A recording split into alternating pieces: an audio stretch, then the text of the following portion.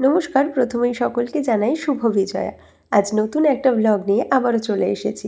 দিনটা ছিল ষষ্ঠীর দুপুর। আমি ও আমার বন্ধুরা মিলে চলে গিয়েছিলাম কল্যাণী আইটিআই। হ্যাঁ, সেই দিন আমাদের কী এক্সপিরিয়েন্স হয়েছিল সেটাই তোমাদের সাথে শেয়ার করব। আইটিআই ছাড়াও আমরা বাকি আরও অন্যান্য প্যান্ডেলগুলোতে গিয়েছিলাম, তবে আইটিআই আমাদের প্রথম উদ্দেশ্য ছিল।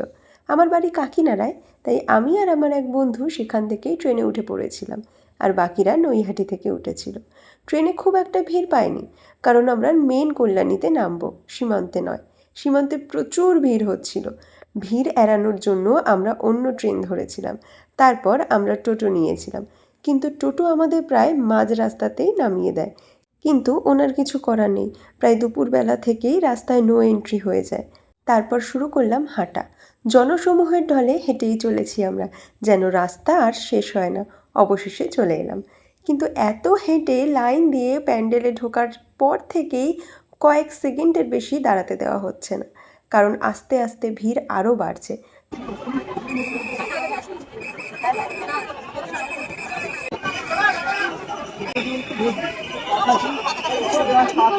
যাই হোক, আমরা বাকি ঠাকুর দেখা কমপ্লিট করে আবার সবাই চললাম বাড়ির উদ্দেশ্যে।